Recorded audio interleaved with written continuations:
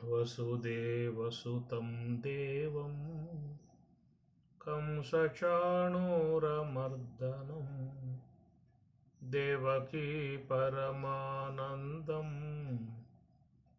कृष्णं वन्दे जगद्गुरुम्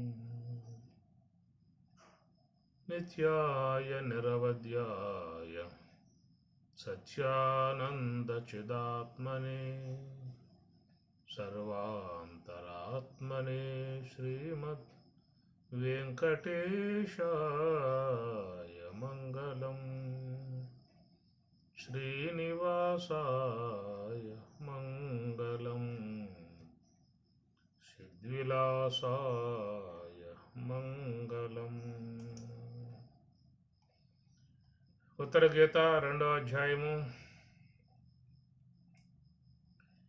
देहे तु पश्चिमे भागे वीणादण्डाख्यदेहभृतु दीर्घास्ति मूर्ध्नि पर्यन्तं ब्रह्मदण्डीति कथ्यते तस्यान्ते सुशिरं सूक्ष्मं ब्रह्मनाडीति सूरिभिः इडापिङ्गलयोर्मध्ये सुषुम्ना सूक्ष्मरूपिणि सर्वं प्रतिष्ठितं तस्मिन् सर्वगं सर्वतोमुखम् देहे तु पश्चिमे भागे वीणादण्डाख्यदेहभृतो దేహే ఈ శరీరాన్ని దేహము అని చెప్పని అంటారు. ఈ శరీరానికి చాలా పేర్లు పెట్టారు మహాత్ములు. వపుహు, కాయము, క్షేత్రము, శరీరము అనేక రకాలుగా పేర్లతో పిలువబడేటువంటిది. దాంట్లో ఒక పేరు దేహము. సాధారణ చాలామంది ఈ పదాన్ని లోకంలో వాడుకుంటూ ఉంటారు. దేహారోగ్యం చాలా ముఖ్యమయ్యా అంటూ ఉంటారు. శరీరాన్ని మంచిగా కాపాడుకోనము. శరీరం ఆరోగ్యం కుంటుపడిందంటే వాళ్ళు ఇవ్వటం కష్టము. శరీరం చాలా జీవితానికి మంచిగా ఉపకరించేటువంటి వస్తువు అని చెప్పేసి నది దాటుకోవాలని చెప్పనంటే పడవ అవసరం, నావ అవసరం. అవతల గట్టు చేరిన తర్వాత నీకు బహుశా ఆ పడవతో పని లేకపోవచ్చు. అవతల గట్టు చేరేదాకా ఈ పడవలో ఉన్నటువంటి నీవు ఆ పడవను మంచిగా కాపాడుకోవాల్సి ఉంటుంది. ఏదైనా నావ గనక బెజ్జం పడింది అనుకోండి, మధ్యలో పోయిన తర్వాత, నది మధ్యలో పోయిన తర్వాత బెజ్జం పడింది ఆ నావకి, నదీనాం సాగరో గతి, మొత్తం సముద్రంలో కలవాల్సిందే. ఆ ప్రకారంగా ఒడ్డు చేరేదాకా నావ అనగా దీన్ని కాపాడుకోవాలనే విధానంగా మనకు కూడా ఈ దేహం అనేటువంటి ఒక నావ భగవంతుడు ప్రసాదించాడు. ఈ భవసాగరం అనేటువంటి దాన్ని దాటడానికి చక్కటి నావ, మానవ జన్మ అనేటువంటిది నావ. ఈ నావ ద్వారానే మనం భవసాగరం దాటాల్సి ఉంటుంది. ఏ శరీరాలు వచ్చినా మనకు ఉపయోగపడవు. ఈ ఒక్క దేహమే మానవ జన్మయే. కాబట్టి మానవ జన్మ చాలా విలువైనదిగా మహాత్ములు చెప్పేటువంటి మాట. దేహేతు, ఎందుకున్నారు దేహము అంటే, దహ్యతే అన్నరసేన వర్ధయతి దేహ, అన్నరసాదుల ద్వారా వృద్ధి పొందేది కాబట్టి దేహము అంటం జరిగింది. ఆ విధంగా స్థూల దేహం, సూక్ష్మదేహం, కారణదేహం ఈ మూడింటికి కూడా దేహం అనే పదాన్ని వాడారు. స్థూల దేహం అంటే కంటికి గోచరిస్తుంది కాబట్టి స్థూల దేహము అన్నారు. కంటి కనపడకుండా లోన ఉన్నటువంటి ఇన్నర్ బాడీ, దాన్ని సూక్ష్మదేహము. లోన ఇంకా సూక్ష్మదేహ ఇంకా లోపల ఉన్న దానిని కారణదేహము అని దేహంగా చెప్పుకొచ్చారు. మన ఈ శరీరమే దేహం కాదు, లోన ఉన్నవి కూడా దేహాలుగానే చెప్పారు. అన్నరసేన అనరసముతో వృద్ధి అవుతుంది కాబట్టి దేహం అనే మాట వాడారు.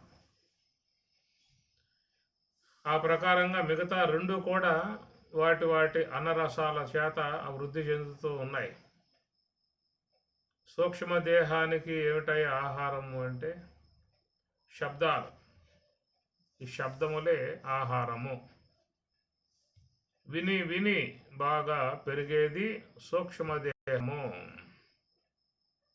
తిని తిని తిని తిని బాగా పెరిగేది స్థూల దేహము.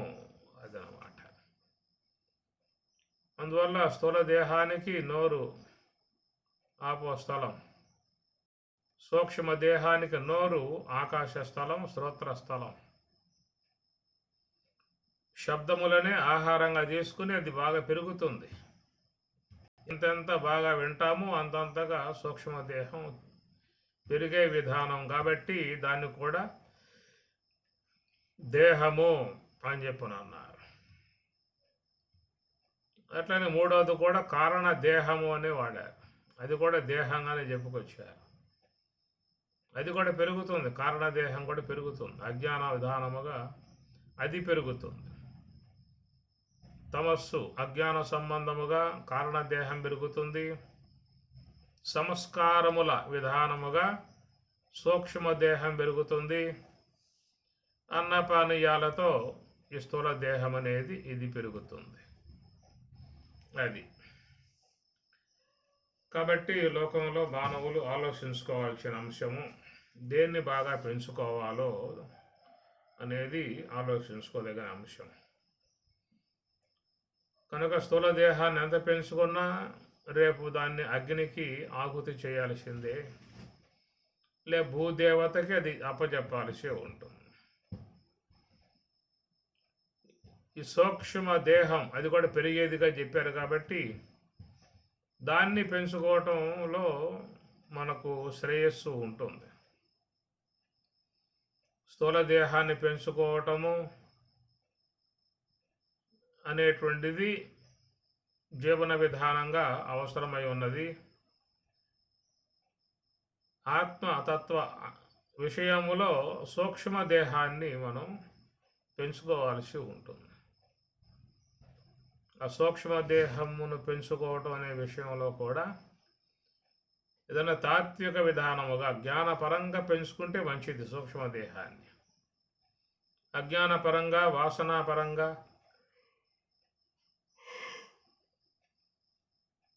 ఈ భౌతిక విషయాలతో పెంపొందింపజేసుకున్నట్లయితే దానివల్ల రాబోయే కాలంలో చాలా సమస్యలు జీవుడు ఎదుర్కోవాల్సి ఉంటుంది. చాలామంది లోకంలో ఈ విషయం అంతగా గ్రహించుకోవటం లేదు. సూక్ష్మదేహాన్ని పెంపొందింపజేసుకోవటం, సూక్ష్మదేహాన్ని కాపాడుకోవటం, సూక్ష్మదేహాన్ని సాత్విక విధానముగా పెంచుకోవటం, జ్ఞానతత్వముగా పెంచుకోవటం అనే విషయాల మీద ఎవరో కూడా శ్రద్ధ చూపించటం లేదు. విచ్చలవిడిగా అడ్డదిడ్డంగా ఎట్లా పడితే అట్లా ఈ సూక్ష్మదేహాన్ని నానా రకాలై ఉన్నటువంటి విషయాలతో, సంస్కారాలతో, తామసిక సంబంధమైన వాసనలతో, అజ్ఞాన సంబంధమై ఉన్నటువంటి ప్రకోపాలతో అనేక విధాయకాలుగా మరి ఈ సూక్ష్మదేహాన్ని చాలా హీనకరంగా పెంచుకునే పరిస్థితి లోకంలో మనం చూస్తూ ఉన్నాము. దానివల్ల కలిగేటువంటి పరిణామాలు ఎవరూ కూడా తీసుకోవడంలా. అసలు సూక్ష్మదేహం అనేది ఉందనే విషయం కూడా ఎవరికి తెలియదు. కేవలం ఈ యొక్క కనబడేటువంటి ఈ యొక్క స్థూల దేహం వరకే మానవుని యొక్క దృష్టి ప్రసరించి ఉందే తప్ప లోన ఉన్నటువంటి యొక్క సూక్ష్మదేహం కాడకి ఎవరూ కూడా అంతలేక ప్రయాణం చేసింది లేదు. అది శాస్త్రం చెబుతున్న విషయం. ఏకోన వింశతి ముఖ 19 ఇంద్రియములు కలిగి ఉన్నటువంటి దానిని సూక్ష్మదేహముగా మాండక్యం చెబుతుంది, శాస్త్రం బోధిస్తూ ఉన్నది. కాబట్టి ఈ ప్రకారము దాని గురించి లోన ఉన్నటువంటి సూక్ష్మ దేహాన్ని గురించి ఎవడు కూడా దాన్ని ఆలోచిస్తున్న అంశమే కాదు, దాని యొక్క సంబంధమై ఉన్న జాగ్రత్తలు ఎవరో కూడా తీసుకుంటున్న దాఖలాలు లేవు. ఏమన్నా తీసుకుంటే కనబడేటువంటి యొక్క ఈ దేహం, ఫిజికల్ దేహం, ఈ శరీరం యొక్క విషయం వరకే మానవుల దృష్టి ఆగి ఉన్నది. దీని ఆరోగ్యమే, దీని యొక్క శ్రేయస్సే, దీని యొక్క యోగక్షేమాలు కాపాడుకోవడం వరకే మానవుడు ఉన్నటువంటిది తప్ప దాన్ని నడిపించేటువంటిది తర్వాత కాలంలో నీ యొక్క భవిష్యత్తు దేహాలు నిర్ణయించేటువంటిది, అనేక శరీరాలలో పడబోయేటువంటిది సూక్ష్మ దేహంగా ఉన్నటువంటి దాని గురించి ఎవరు శ్రద్ధ వహిస్తున్న విషయం కాదు. దాన్ని ఎట్లా పడితే అట్లాగా దాన్ని బాగా పెంచి పారేసి నానా రకాలుగా విషయాలలో బాగా ముంచేసి దాన్ని ఎట్లా నాశనం చేయాలో ఆ విధంగా చేసి పారేస్తున్నారు. అందుకే ఈశావాస్యం కూడా ఆత్మహనహ జనాహ అనే మాట వాడింది. ఆత్మహనహ అన్నాడు. ఆత్మహంతకులు అని అర్థం. హనహ అంటే సంపటం. అనగా లోన ఉన్నటువంటి యొక్క సూక్ష్మ దేహం నీకు రాబోయేటువంటి జన్మలకు కారణమై ఉన్నటువంటి సూక్ష్మ దేహం. కాబట్టి దాన్ని ఎన్ని విధాయకాలుగా రోత పట్టించాలో పట్టించే విధానం చేయటమే ఆత్మహనః జనాః. అసూర్యానామతే లోక అందేన తమసా ఆవృతాః తాన్ తే ప్రేత్య అభిగచ్చంతి ఏకేచ ఆత్మహనః జనాః. కాబట్టి ఈ విధముగా సూక్ష్మ దేహాన్ని నానా విధాయకాలుగా దాన్ని మరి అనాత్మ సంబంధ విషయాలతో పాటు చేసిన విధానాన్ని గురించి చెబుతూ ఈశావాస్యం అసూర్యానామతే లోకాః అందేన తమసా ఆవృతాః తాను తే ప్రేత్య అభిగచ్చంతి. ప్రేత్య చనిపోయిన తర్వాత అభిగచ్చంతి పొందుతూ ఉన్నారు. అసూర్య అంధకారముతో చేరి ఉన్నటువంటి దేహాలలో పడిపోతారు, లోకాలలో పడిపోతారు అనేటువంటి విషయాన్ని మనకు ఈశావాస్యం బోధిస్తున్నటువంటి అంశం. కాబట్టి దేహం అనే అన్నప్పుడు స్థూల దేహము, సూక్ష్మ దేహము, కారణ దేహము, ఈ మూడు కూడా తీసుకోవాల్సి ఉంటుంది. అందువల్ల వాటి యొక్క పెంపకముల విషయములో అందరూ కూడా జాగ్రత్తలు తీసుకోవాల్సి ఉంటుంది. ఈ మూడు దేహాలని కూడా మనం పెంచుతూ ఉన్నాం, పెంపొందింపజేస్తూ ఉన్నాం. దహ్యతే అన్నరసేన వర్ధయతి ఇది దేహ. ఎందుకు దేహము అన్నారంటే అన్నరసాదుల చేత వృద్ధి పొందేదిగా ఉంది కాబట్టి దేహము అన్నప్పుడు మరి స్థూల దేహానికి వర్తిస్తుంది, సూక్ష్మ దేహానికి వర్తిస్తుంది, కారణ దేహానికి వర్తిస్తుంది. మూడింటిని కూడా దేహములుగా చెప్పారు కదా. అందువల్ల స్థూల దేహం ఎట్లా పెరుగుతుందో సూక్ష్మ దేహము పెరుగుతుంది, అట్లా కారణ దేహం కూడా పెరుగుతుంది. చెప్పుకున్నాం కదా, అన్నపానీయాలతో స్థూల దేహం పెరిగితే, సంస్కారాలతో సూక్ష్మ దేహం పెరిగితే, తామసిక అజ్ఞాన సంబంధమై ఉన్న ప్రవృత్తుల ద్వారా కారణదేహం పెరుగుతుంది. కాబట్టి దాన్ని ఎట్లా ఏ రూపకంగా పెంపొందింపజేసుకోవాలో అనే విషయాన్ని అందరూ ఆలోచించుకోవాల్సిన అంశం. ఒకవేళ స్థూల దేహాన్ని ఎట్లయినా పెంచుకున్నా అది రేపు ఎప్పుడే ఒకసారి వదిలిపెట్టి వెళ్ళిపోతాం, పర్వాలా, దాని గురించే పెద్ద ఆలోచన కాదు. దేహాన్ని వదిలి వెళ్ళిపోవాల్సిన పరిస్థితి ఉన్నది, కానీ సూక్ష్మ దేహాన్ని వదిలి వెళ్ళిపోవాల్సిన పరిస్థితి ఏమైనా ఉందా? అది నీ ఎమ్మటే ఉండే వస్తువు, ఎక్కడ పోయినా నీ ఎమ్మటే వస్తువు, నిన్ను వెంటాడుతుంది. జీవుడుగా ఉన్నటువంటి నిన్ను అది వెంటాడుతుంది సూక్ష్మదేహం. ఎందుకంటే ఆ సూక్ష్మదేహం లేకపోతే నీకు జన్మలు రావు. జన్మకారకమై ఉన్నటువంటి సంస్కారాలన్నీ కూడా నువ్వు సూక్ష్మదేహంలో నిక్షిప్తం పెట్టుకున్నావు. రాబోయే జన్మలకు పెట్టుబడిగా సూక్ష్మదేహంలో ఉన్న సమాచారం, ఆ సంస్కారాలన్నీ సూక్ష్మదేహంలో ఉన్నాయి. కనుక ఈ విషయంలో మరి మానవులు చాలా జాగ్రత్త తీసుకోవాల్సిన ఆవశ్యకత కూడా ఉంటుంది. స్థూల దేహాన్ని ఎట్లా మనం మంచిగా ఆరోగ్యకరంగా ఉండేట్లుగా నిరంతరంగా దాన్ని స్నానం చేయించి మంచిగా మంచి బట్టలు, మంచి ఆహారం, సాత్విక ఆహారం, మంచి ఆహారం అందించి ఎట్లా స్థూల దేహాన్ని కాపాడుకునే విధానంలో ప్రయత్నం చేస్తూ ఉన్నాము, అట్లా సూక్ష్మదేహ విషయంలో కూడా జాగ్రత్తలు తీసుకోవాల్సి ఉంటుందనేటువంటిది. దేహేతు పశ్చిమే భాగే వీణాదండాఖ్య దేహభృతో. కాబట్టి ఈ దేహంకి ఒంటి స్తంభపు మేడగా చెబుతారు వెనకాల. పశ్చిమే భాగే, ఈ దేహంకి వెనకాల ఎన్నుపూస అని చెప్పనే మాట వాడతారు, ఎన్ను. కాబట్టి ఎన్ను ఈ దేహానికి దన్నుగా ఉన్నది. ఈ శరీరం నిలబడాలంటే వెనకాల వెన్ను ఉండాలి, ఎన్నుపూస. అత్యద్భుతంగా భగవంతుడు నిర్మించినటువంటి ఒక మంచి విధానము. ఈ శరీరం వంగిపోకుండా నిటారుగా ఉండాలని చెప్పానంటే వెనుకాల ఉన్నటువంటి దాన్ని బ్రహ్మదండి అన్నారు, ఎన్నుపూస అన్నారు. దానికి మొత్తం భగవంతుడు 33 పూసలు పెట్టాడు. ప్రతి పూసగాడు ఒక చెప్ప పెట్టాడు, అటు ఇటు తిరగటానికి, వంగటానికి, లెగవటానికి.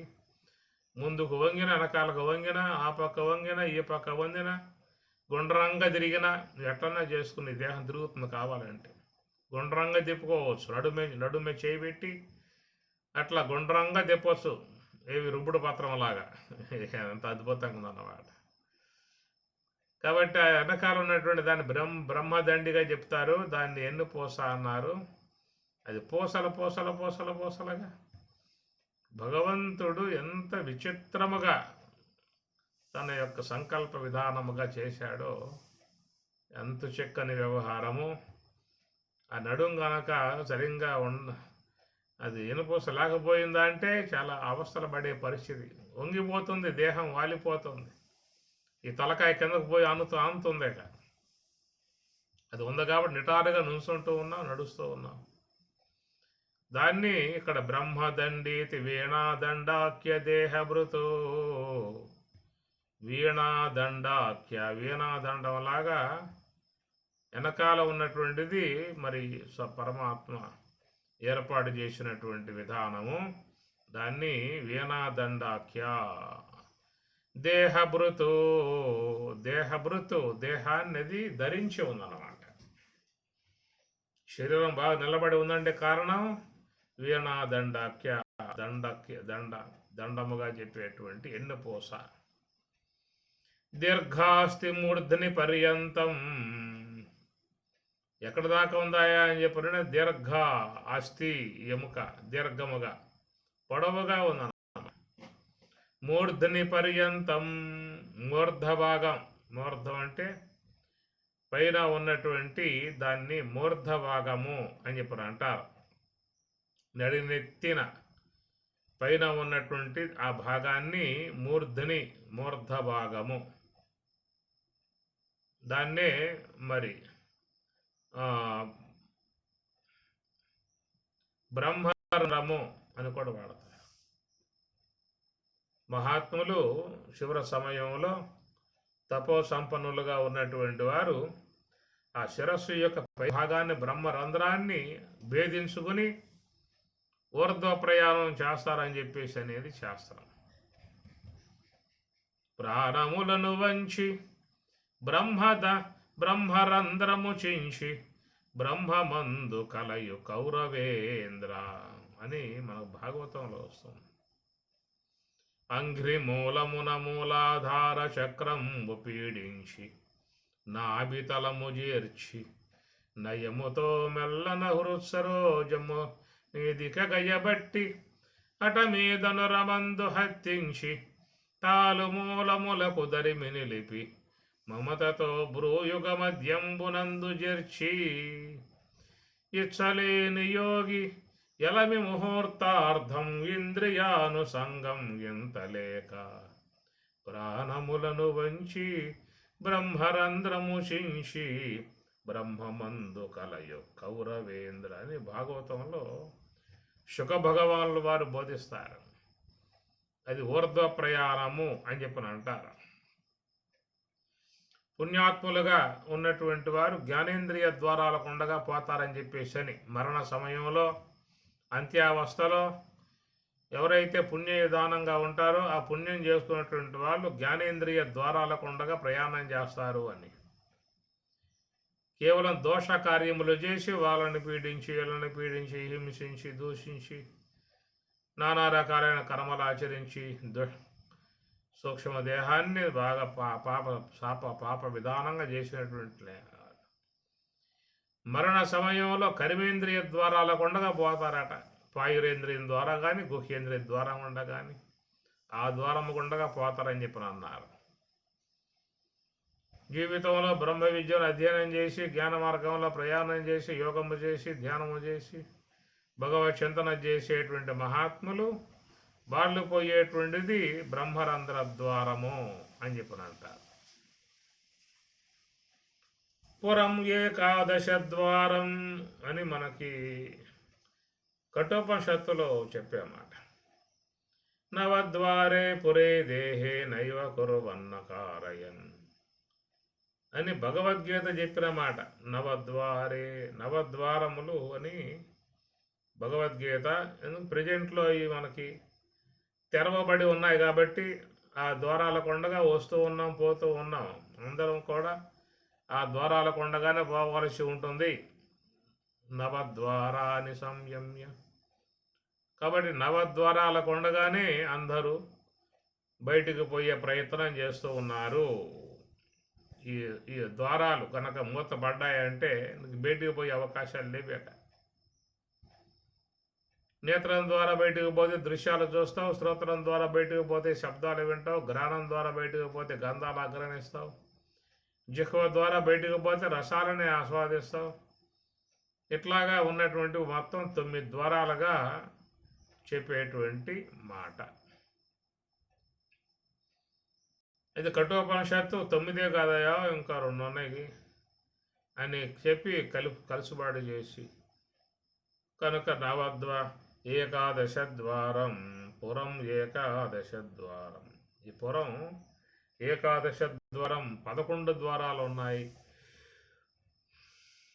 అనేటువంటి మాటగా చూసినట్లయితే ఆ 11వ ద్వారముగా చెప్పాల్సి వస్తే దాన్ని బ్రహ్మరంధ్రము, అది ఒక ద్వారం అన్నమాట.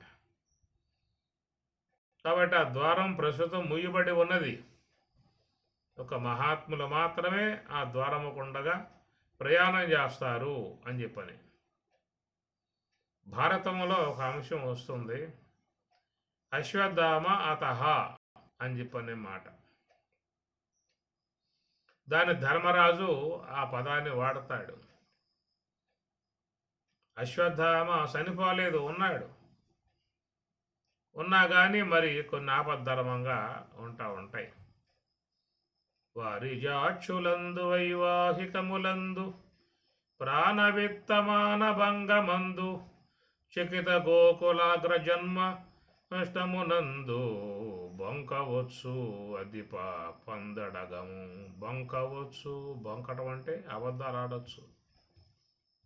సందర్భాలు చెప్పుకొచ్చారు వాళ్ళు కూడా. వారి జాక్షులందు స్త్రీల విషయంలో, వైవాహికములందు వివాహ విషయాల్లో 100 అబద్ధాలు పెళ్లి చేయాలన్నారు. వైవాహికములందు ప్రాణమాన విత్తభంగమందు, ప్రాణహాని ఉన్నప్పుడు డబ్బులు కాడ వ్యవహారం. ప్రాణమాన విత్తం అంటే డబ్బు అన్నమాట. ఏమయ్యా 1 లక్ష రూపాయలు రేపు ఇచ్చేస్తే అని చెప్పిన అంటాడు. మరి లేవనలు ఉన్నాయనాలా చెప్పండి. ఇంట్లో 1,00,000 ఉన్నాయి, అరే 1,00,000 ఇమ్మన్నాడు లేవని చెప్పనంటే మరి అబద్ధం అవుతుంది కదా. మరి అన్నప్పుడు 1,00,000 రూపాయలు ఉన్నాయి అని చెప్పాల్సి వస్తుంది. ఉన్నాయి కదా రేపు ఇస్తాను ఇవయ్యా అంటాడు. సరే చెప్పిన ఉద్దేశంతో ఉన్నాయని చెప్పి అన్నాం కాబట్టి ఇవ్వకుండా పోతే మళ్ళీ అది బాధపడతాడేమో అని చెప్పి ఉద్దేశంతో ₹1,00,000 చక్కగా వాని చేతులు వస్తావు. ఇక ఆ పూట బ్రహ్మాండంగా పొగుడుతాడు.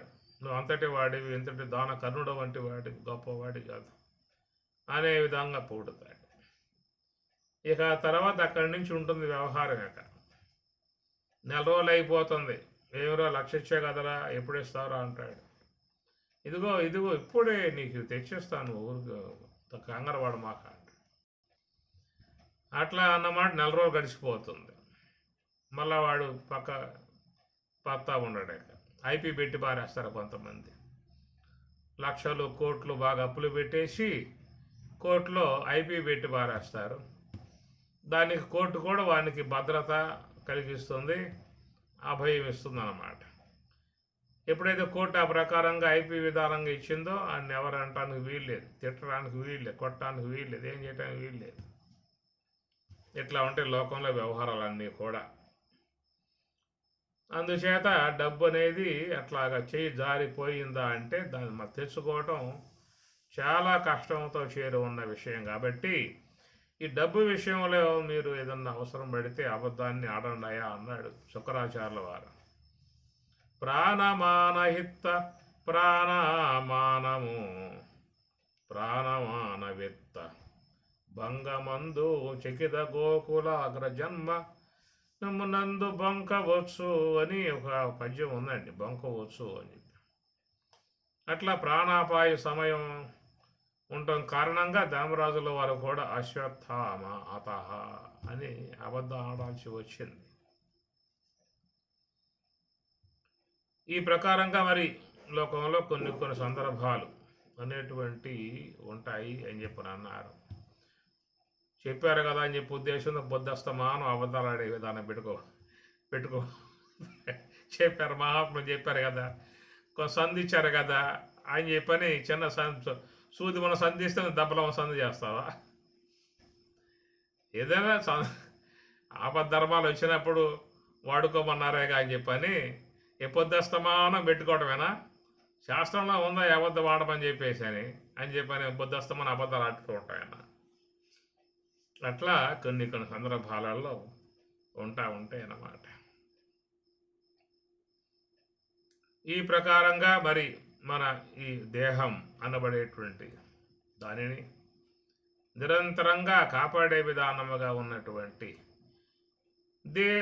దీర్ఘాస్తి మూర్ధని పర్యంతం.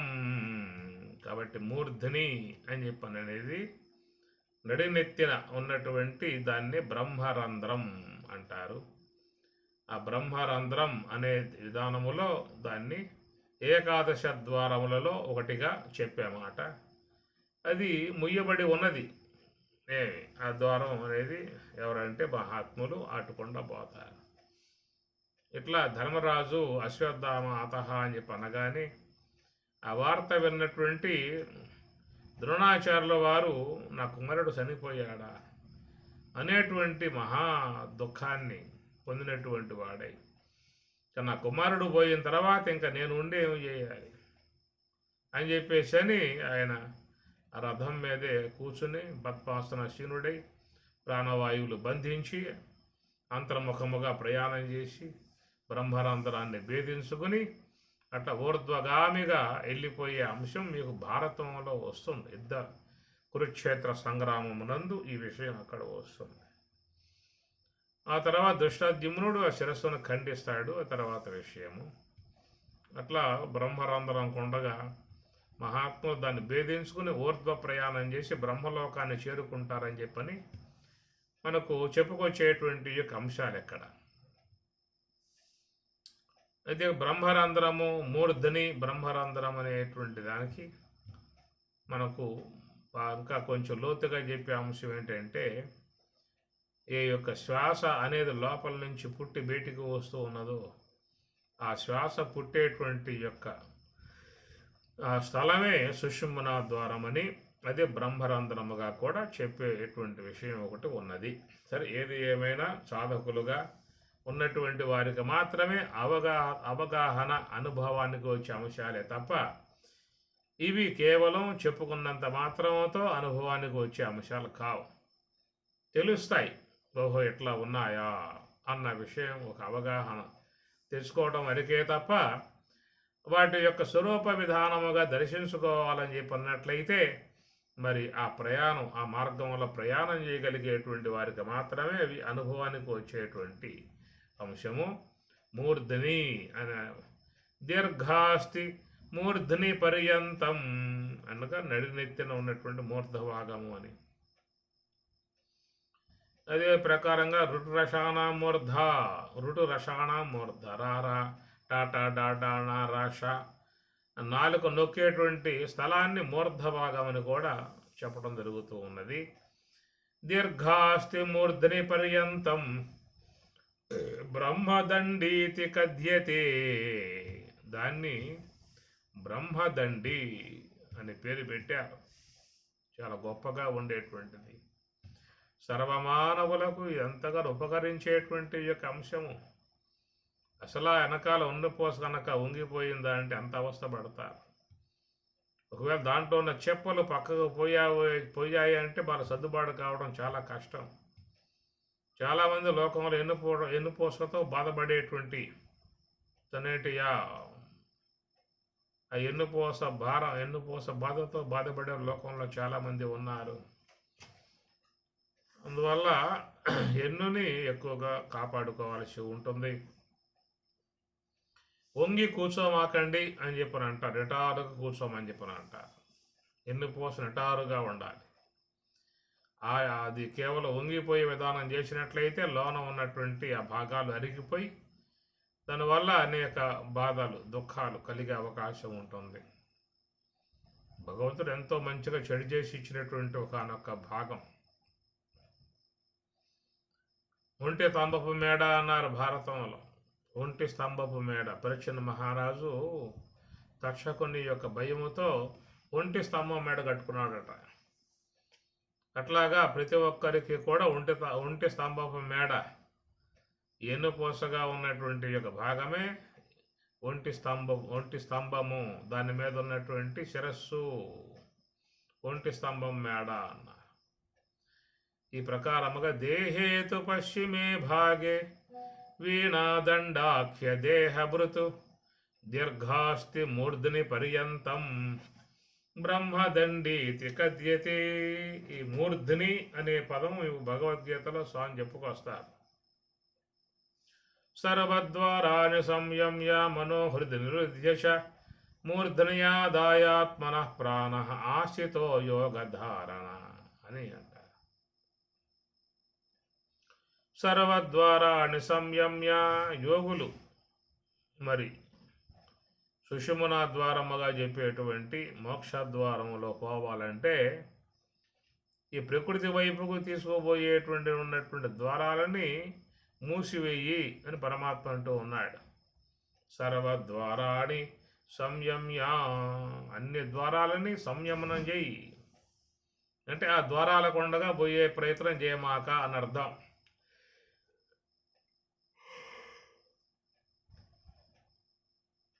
ద్వారాల కొండగా పోయే ప్రయత్నం చేయమాక. ఆ విధంగా సర్వద్వారాన్ని సంయమ్య, అన్ని ద్వారాలను కూడా బంధించి ఒక నివృత్తి మార్గముగా ఉన్నటువంటి హంస యొక్క ఆశ్రయంలో ఉండాలి. మనోహృది నిరుధ్యచ, మనస్సుని హృదయమునందు నిరుధ్యచ నిరోధింపజేయి. మూర్ధని ఆదాయ ఆత్మనః ప్రాణః, మూర్ధని ఆదాయ ఆత్మనః ప్రాణః ఆశ్రితో యోగధారణ.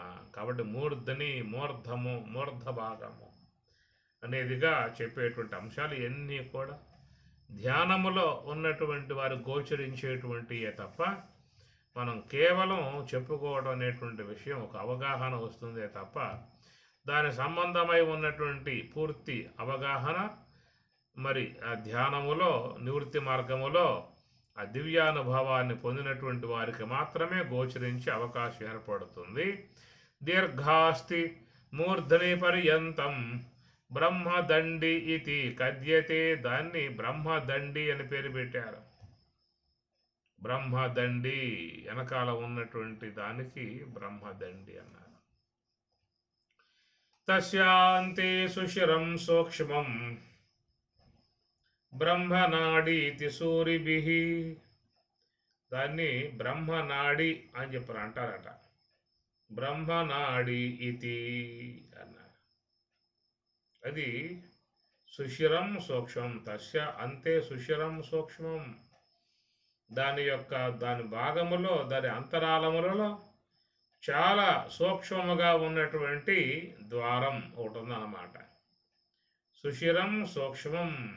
సుశిరం అనగా చాలా సూక్ష్మముగా ఉన్నటువంటి రంధ్రం. అది సుషుమ్నా ద్వారం. దాంట్లోకి మహాత్ములు మాత్రమే పోగలుగుతారు. బుద్ధ్యా సూక్ష్మయా సూక్ష్మదర్శిభిః. కఠోపనిషత్తు. ఎవరి యొక్క బుద్ధ్యా సూక్ష్మయా సూక్ష్మం కావాలట. ఆ సుషుమ్నా ద్వారములో మన యొక్క అంతఃకరణం ప్రవేశించి ఆ సుషుమ్నా ద్వారమునందు బ్రహ్మము యొక్క అనుభవాన్ని పొందాల్సి ఉంటుంది. ఎందుకంటే బ్రహ్మం సర్వవ్యాపకం. సర్వం ఏతత్ బ్రహ్మ. అంతటా వ్యాపకమై ఉన్న బ్రహ్మం. వ్యాపకత్వం అనేటువంటిది కార్యవస్తువులలో కూడా ఉంది కదా. ఆకాశం వ్యాపక వస్తువు, వాయువు వ్యాపక వస్తువు, అగ్ని వ్యాపక స్వరూపము. ఈ వ్యాపకత్వం కలిగి ఉన్నటువంటివన్నీ కూడా మరి బ్రహ్మము యొక్క కార్యములై ఉన్నటువంటి వాటికి వ్యాపకత్వం అనేది ఉన్నది. మరి కార్యములకే వ్యాపకత్వం ఉన్నప్పుడు కారణమై ఉన్నటువంటి బ్రహ్మమునకు వ్యాపకత్వం ఉండదు. యదాకాశ యదా ఆకాశ ఉత్తర భగవద్గీత 11వ అధ్యాయం. యదాకాశ స్థితో నిత్యం వాయు 9వ అధ్యాయం. కాబట్టి ప్రకారం యదా ఆకాశ, ఆకాశం ఎట్లాగా సూక్ష్మమై ఉంటుందో వ్యాపకమై ఉన్నదో ఆ ప్రకారముగా బ్రహ్మం అనేది కూడా వ్యాపకమై ఉన్నది, సూక్ష్మమై ఉన్నది. కనుక వ్యాపకత్వం కలిగి సూక్ష్మత్వం కలిగి ఉన్నటువంటి మరి ఆ బ్రహ్మము యొక్క స్వరూపం తెలుసుకోవాలని చెప్పన్నట్లయితే బుద్ధ్యా సూక్ష్మయా సూక్ష్మదర్శిభిః. నీ యొక్క బుద్ధి కూడా చాలా సూక్ష్మం కావాలి అంటారు. సూక్ష్మం కావాలని చెప్పనంటే ఎట్లా? దాంట్లో ఉన్నటువంటి అంశాలను తొలగింపజేయాలి. అనాత్మ సంబంధమైన సంస్కారం అంతా చేరిపోయింది, దాన్ని తీసేయాలి. అజ్ఞాన సంబంధమైనటువంటి గుణాలు అనే గుణాలు దాంట్లో చేరిపోయాయి. ఇవన్నీ కూడా తొలగింపజేయగలిగితే వాళ్ళ యొక్క బుద్ధి శుద్ధమవుతుంది, సూక్ష్మమవుతుంది. ఆ సూక్ష్మమై ఉన్నటువంటి యొక్క బుద్ధి మాత్రమే ఆ యొక్క సుశిరం సూక్ష్మం, చాలా సూక్ష్మంగా ఉన్నటువంటి యొక్క రంధ్రము బ్రహ్మ రంధ్రంలోకి ప్రవేశించే అవకాశం ఏర్పడుతుంది అని అర్థం. అక్కడ మాత్రమే బ్రహ్మమును దర్శించుకొనవలసి ఉంటుంది అన్నారు. అక్కడే బ్రహ్మం దర్శించుకోవాలి. బ్రహ్మానుభవము ఏషా బ్రాహ్మీ స్థితి పార్థ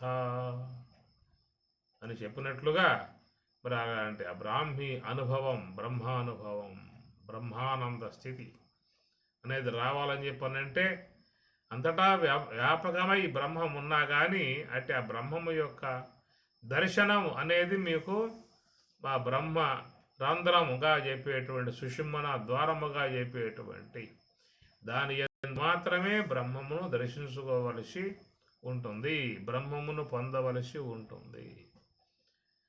కాబట్టి మహాత్ములంతా నివృత్తి మార్గంలో ప్రయాణం చేసి సుషుమ్నా ద్వారముకుండగా ప్రయాణం చేసి ఆ బ్రహ్మములో చేరిపోయి ఉన్న విధానము అది.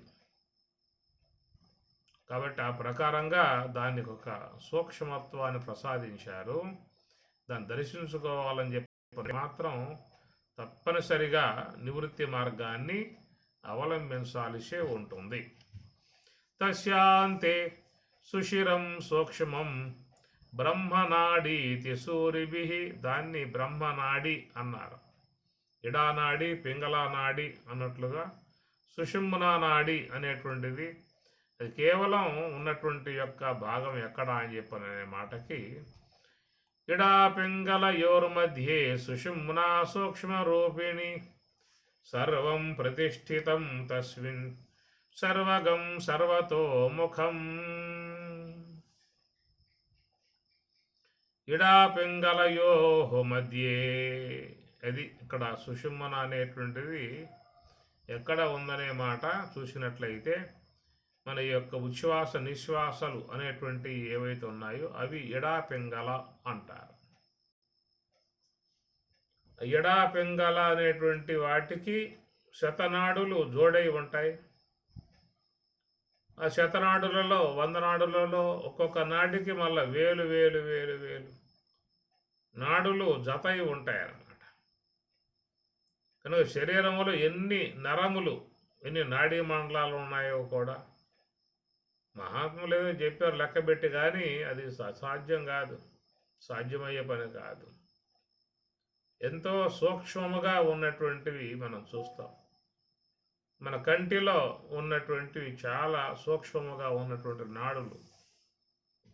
మరి ఆ భగవంతుడు ఎట్లా పెట్టాడో కానీ 2 కన్నులు, ఆ 2 కన్నులకు 2 చక్కగా సునీలములు, దాంట్లో నుంచి వచ్చేటువంటి ఒక చూపు, ఆ చూపు ద్వారా సమస్త పదార్థాలను దర్శిస్తున్నటువంటి పరిస్థితి. అది ఎట్లా నిర్మాణం సాధ్యమైంది స్వామివారికి? ఏది తీసుకున్నా కానీ ఒక అత్యద్భుతమైనటువంటి నిర్మాణ విధానమే. అట్లా శ్రోత్రేంద్రియము అంటాం కదా, లోపల ఉన్నటువంటిది. కానీ శ్రోత్రమునకు గోళకం అనేది అంటాం. మరి ఆ గోళకం లోపల తంత్రువులు కొన్ని ఆ విధంగా కదలికలు అవటం వల్ల మనకు ఈ నామ రూప రహితమై ఉన్నటువంటి శబ్దం, ఆ శబ్దం యొక్క సంబంధ అర్థం అది గోచరింపజేసుకునే పరిస్థితి. అది ఒక అత్యద్భుతమైనటువంటి ఒక విధానము. ఇవన్నీ ఎవరు కూడా అంత లెక్క ఆలోచన చేసే విధానాలు ఉండవు. కన్ను చూస్తూ ఉన్నది, చూస్తున్నాం, వ్యవహారం చేసుకుంటూ ఉన్నాం. చెవులు వింటూ ఉన్నాం, వ్యవహారం చేసుకుంటూ ఉన్నాం. కానీ ఆ చెవులలో ఉన్నటువంటి పొరలేమిటి, దాంట్లో తంత్రులు ఏమిటి, అవి ఎట్లాగా శబ్దాన్ని పట్టగలుగుతూ ఉన్నాయి. శబ్దం పట్టడమే కాదు, ఆ శబ్దం యొక్క సంబంధ అర్థాన్ని కూడా ఆస్వాదిస్తున్న పరిస్థితి. ఇవన్నీ కూడా చాలా అంతు చిక్కనటువంటి విధాయకాలుగా నిర్మాణం అనేది చక్కగా జరిగిపోయి ఉన్న విధానము. ఆ కంటి లోపల ఉన్న నరాలు చూసినట్లయితే చాలా సూక్ష్మముగా ఉంటాయి. వాటి యందు కూడా ఈ సమస్త రసాయనాలన్నీ కూడా ప్రవాహ రూపంగా పోతూ ఉన్నాయి. మన దేహం అంటే కొంచెం భారీ దేహం అని చెప్పి మనం భావించుకోవచ్చు. మనకంటే సూక్ష్మంగా ఉన్న జీవులు ఎన్నో ఉన్నాయి. బుల్లి చీమలు ఉంటాయి చూడండి. ఆ బెల్లాన్ని బట్టి శిఖరిగా బట్టి చీమలు ఇంకా సన్నగా ఉంటాయి, చాలా చిన్నగా ఉంటాయి. మన కళ్ళ ముందే అట్లాగా కదిలిపోతూ ఉంటాయి. మరి ఆ కదిలిపోయేటువంటి దాని ఎడాపింగళలు 2 ఉంటాయి. మధ్యలో సుషుమ్న అనేటువంటిది ఉంటుంది. ఆ సుషుమ్న నుండి ఈ శ్వాస అనేది ఆడుతూ ఉన్నది. దానికి కూడా మరి ఆ యొక్క శ్వాసలు ఆడుతూ ఉన్నాయి. ఆ క్షేమగా చెప్పేదానికి కూడా శ్వాసలు ఆడుతూ ఉన్నాయి. అది ఎడాపింగళ అన్నారు. ఆ ఎడాపింగళలకు ఇంకా 100 నాడులు జోడై ఉంటాయి అని చెప్పనన్నారు. అది క్షేమ కావచ్చు, మరొక జీవి కావచ్చు, ఏ జీవి అయినా కానీ కదలికలు కలిగి ప్రయాణం చేస్తూ ఉన్నది అని చెప్పనంటే దానికి సర్వేంద్రియముల వ్యవహారం చెప్పాల్సి వస్తుంది. అట్లా మరి దాన్ని కూడా లోపల ఎంత సూక్ష్మముగా భగవంతుడు పెట్టాడు కదా. లంగ్స్ కానీ, హార్ట్ కానీ, కిడ్నీలు కానీ, వాటికి అన్నవాహిక, వాటికి ఆహారం తిన్నాక పచనం చేసుకోవటం, తర్వాత అక్కడి నుంచి రసాలన్నీ దేహమంతా కూడా పంపిణీ చేయటం, దాంట్లో 72,000 నాడులు పనిచేస్తున్న పరిస్థితి. బుల్లి చిన్న చీమలో ఎట్లా పెట్టాడు? అంత సన్నగా ఉన్న నరాలు ఎట్లా పెట్టాడు? ఎట్లాగా గుండె కొట్టుకుంటున్నది? ఎట్లా రక్త ప్రసరణ జరుగుతూ ఉన్నది? ఏమీ కూడా మనకు అంతుచిక్కని వ్యవహారం. అవన్నీ పనిచేస్తేనే ఆ క్షేమ కూడా మనలాగా వ్యవహరించే అవకాశం ఉన్నది. అది చూస్తూ ఉన్నది, అది తింటూ ఉన్నది, అది ప్రయాణం చేస్తూ ఉన్నది, వాసన గ్రహిస్తూ ఉన్నది. ఇట్లా కర్మేంద్రియములు, జ్ఞానేంద్రియములు అది కూడా వాడుకుంటూ ఉన్నది. లోన పడ్డటువంటి పదార్థం జఠరాగ్ని ద్వారా పచనం అవుతున్నది. అయిన పదార్థం ఆ రసాలన్నీ కూడా దేహంలో పంపిణీ జరుగుతూ ఉన్నది. వ్యర్థముగా ఉన్న పదార్థం బయటికి వెళ్ళిపోతూ ఉన్నది. ఇది సూక్ష్మంగా మన జీవులు కూడా వాటికి కూడా ఇలాంటి విధానం ఉన్నది. కానీ ఆ సుషుమ్న అనేటువంటి ద్వారము కొండగా ప్రయాణం చేయగలిగేటువంటి ఈ యొక్క అవకాశం ఒక మానవునికి మాత్రమే సాధ్యమై ఉన్న విధానము. ఇడా పింగళయోరు మధ్యే సుషుమ్న సూక్ష్మ రూపిణి, అది చాలా సూక్ష్మము అని చెప్పి అంటూ ఉన్నారు. సుషుమ్న దాన్నే మరి మోక్షద్వారంగా ఉన్న సుషుమ్న అది చాలా సూక్ష్మ రూపిణి. కాబట్టి మనసు అనేది చాలా సూక్ష్మం అయితేనే దాంట్లో ఉన్న మాలిన్యాలన్నీ మొత్తం పోవాలి, మొత్తం కడిగి బారేయాలి. అది ధ్యానంలో ప్రయాణం చేసే వాళ్ళ కర్తవ్య నిష్ఠ ఏమిటంటే ఆ మనస్సులో ఉన్నటువంటి ఎప్పటి నుంచే పేరుకుపోయి ఉన్నటువంటి అన్నిటి కూడా ఈ ధ్యానం ద్వారా మరి శుద్ధం చేసేటువంటి ప్రక్రియ.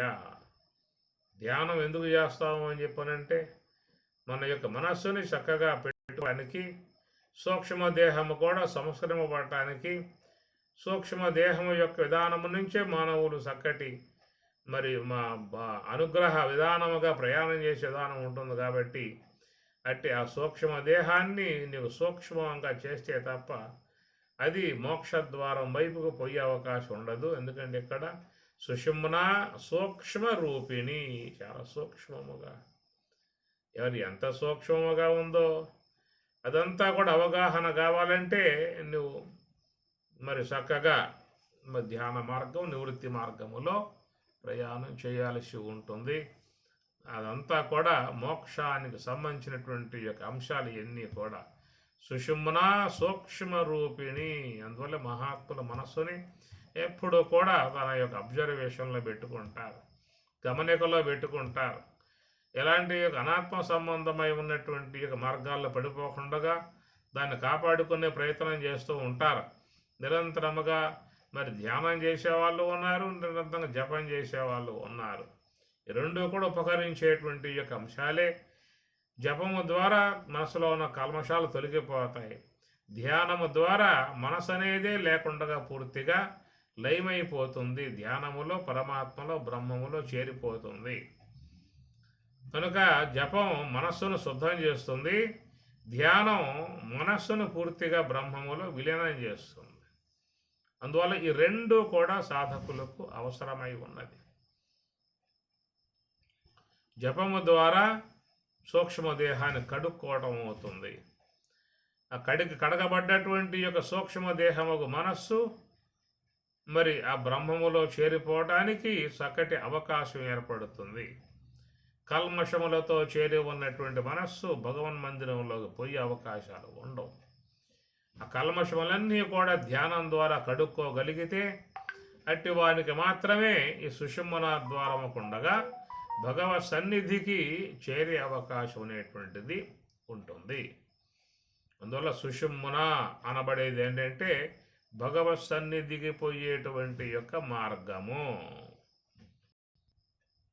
దీని ద్వారానే బ్రహ్మం యొక్క సమీపానికి పోవాల్సి ఉంటుంది. ఈ ద్వారముకుండగానే పోవాల్సి ఉంటుంది. ఇంకా మిగతా ద్వారాలు మనకు ఉన్నాయి. నవద్వారా అని చెప్పారు, నవద్వారాలు ఎన్నో ఉన్నాయి. ఇవన్నీ ఏంటంటే ప్రకృతి వద్దకు పోవడానికి ఉపకరించేటువంటి అంశాలు. దృశ్యాల వద్దకు పోవాలంటే నేత్రద్వారముకుండగా పోవాలి. శబ్దాల వద్దకు పోవాలంటే శ్రోత్రద్వారముకుండగా పోవాలి. రసాల వద్దకు పోవాలంటే జిహ్వద్వారముకుండగా ప్రయాణం చేయాలి. గంధముల వద్దకు పోవాలంటే గ్రాణము ద్వారా ప్రయాణం చేయాల్సి ఉంటుంది. ఇవి కూడా ద్వారాలే. ఈ ద్వారాల కొండగా ప్రయాణం చేస్తేనే మనకి అవి తెలియబడే అవకాశం ఉంటుంది.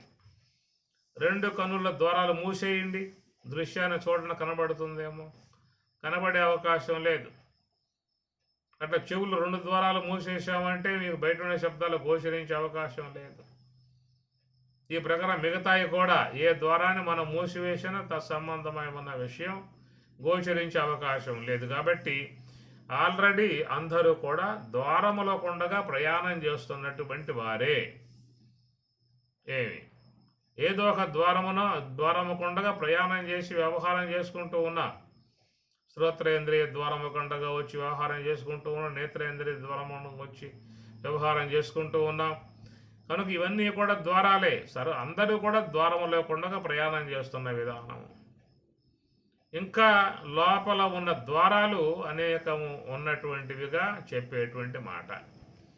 సుషుమ్న ద్వారం వద్ద శతనాడులు శత ద్వారములు ఉన్నాయని చెప్పని, ఆ శత ద్వారములు కొండగా అనేక ద్వారాలు ఇంకా వ్యాప్తమై ఉన్నటువంటి మొత్తం లోపలన్నీ కూడా నాడి మండలాలే.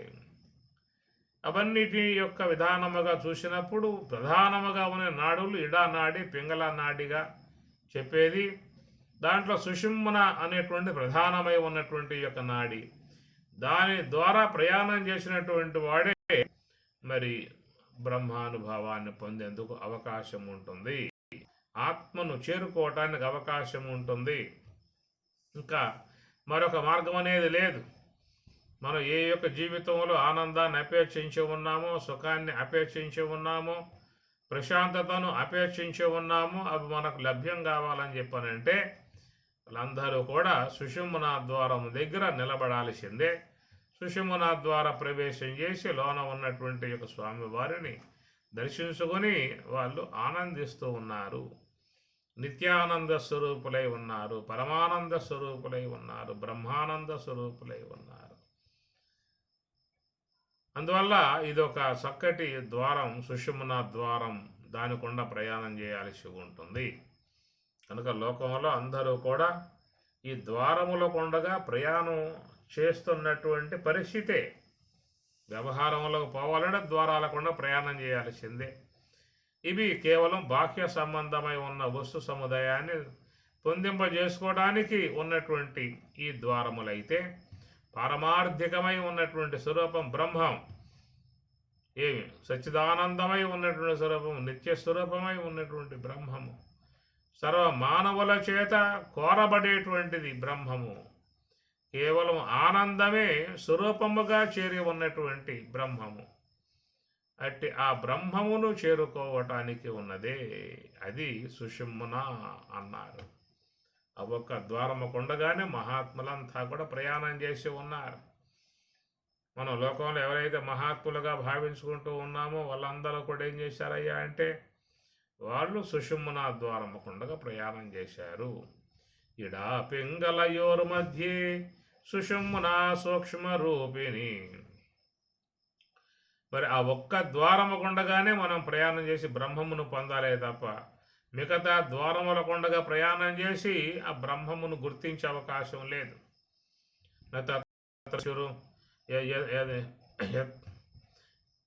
యన్మనసా నమనుతే ఏనాహురుమతదేవ బ్రహ్మత్వం విద్ధి యక్షుషా నపశ్యతి ఏన చక్షుంష పశ్యతి తదేవ బ్రహ్మత్వం విద్ధి అనే మాట మీకు కేనోపనిషత్తుల్లో వస్తాయి.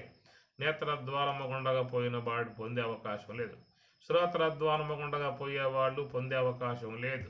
ఇది మనకి కేనలో చెప్పేటువంటి మాటలు. కాబట్టి ఇక్కడ ఉత్తర గీతలో స్వామివారు ప్రధానముగా మరి మోక్ష కాంక్ష కలిగి ఉన్నటువంటి వారు చేయవలసినటువంటి యొక్క పని పరమాత్మ బోధిస్తూ ఉన్నాడు. ఇడా పింగళయోహో మధ్యే, ఎడా పింగళయోహో రెండింటి యొక్క మధ్య భాగము సుషుమ్న సూక్ష్మ రూపిణి. ఆ సుషుమ్న అనేటువంటిది అది భగవన్ మందిరము అని అర్థం. రామ మందిరము, కృష్ణ మందిరము, అమ్మవారి మందిరము, అయ్యప్ప స్వామి మందిరము, ఆంజనేయ స్వామి వారి మందిరము, ఇట్లా లోకంలో ఎన్నో ఉన్నాయి మందిరాలు.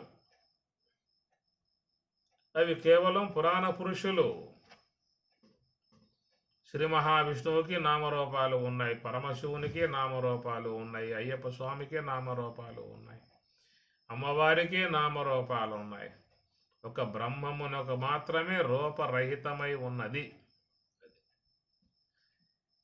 కాబట్టి ఈ ప్రకారముగా మరి ఆయా ఇంద్రియముల యొక్క ఆశ్రయం ద్వారా బయటకు పోయి బయట ఉన్న విధానాలుగా చేస్తున్న పని ఇక్కడ మరి బ్రహ్మం అనబడేటువంటిదిగా ఈ యొక్క స్వరూపం ఉన్నదో అది ఆనందాత్మకము, సుఖాత్మకము, శాంతాత్మకము కాబట్టి దాని యొక్క దివ్య అనుభవాన్ని పొందటానికి యోగ్యముగా ఉన్న ద్వారం ఇక్కడ చెప్తున్నమాట. ఇడా పింగళయోహు మధ్యే సుషుమ్నా సూక్ష్మరూపిణి. అది ఈ సుషుమ్న అనబడేటువంటిది చాలా సూక్ష్మముగా ఉన్న విధానము కనుకట్టి ఆ ద్వారం వైపుకి మహాత్ములు ప్రయాణం చేసిన విధానం. మలయాళ స్వాముల వారు 12 ఏళ్ళు తపస్సు చేసిన విధానం. రమణ భగవానుల వారు తిరుమన్నామలయాలు కూర్చొని ఆ ద్వార ప్రవేశం చేసే ఆడ దివ్యానుభవాన్ని పొందిన విధానం. అందరూ కూడా ఆ మార్గంలో పోవాల్సే ఉంటుంది. బయటికి పోతావా, లోనకు పోతావా? బయటికి పోతే నీకున్న ద్వారాలు 9 ద్వారాలు, లోనికి పోయేట్లయితే ఒకే ఒక్క ద్వారం అని చెప్పి అన్నారు. ఇది మీకు భగవద్గీత 2వ అధ్యాయంలో స్వామి చెప్పుకొస్తారు. ఏమి వ్యవసాయాత్మిక బుద్ధి ఏకేహ కురునందన, ఏకేహ ఒకే ఒక ద్వారము అన్నారు. ప్రయత్నం, యోగ ప్రయత్నం చేసే వాళ్ళకి ఒకే ఒక ద్వారము అన్నాడు. బహుశాఖాహి అనంతాహ బుద్ధయ అవ్యవసాయన. ఎవరైతే మోక్ష సంబంధమైన ప్రయత్నం చేయరో అలాంటి వారికి బహుశాఖ అనేక ద్వారాలు ఉన్నాయి, నవద్వారాలు ఉన్నాయి, ఇంకా అనేక ద్వారాలు ఉన్నాయి బయటికి పోవటానికి. ఎవడైనా ఏదైనా దర్శించుకోవాలని చెప్పనంటే ఏదో ద్వారం పట్టుకోవాల్సిందే. దాని విషయంలో నువ్వు మోక్షాన్ని పొందాలంటే సుషుమ్నా ద్వారాన్ని గుండగా ప్రయాణం చేయమని ఇక్కడ ఉత్తర గీత ద్వారా పరమాత్మ మనకు ఆ విషయాన్ని బోధిస్తూ ఉన్నాడు. ఓం సహనా భవతు సహనౌ భునక్తు సహ వీర్యం కరవావహై తేజస్వినావధీతమస్తు మా విద్విషావహై. ఓం శాంతి శాంతి శాంతి. హరి ఓం తత్సతు. శ్రీ గురుభ్యో నమః. హరి ఓం.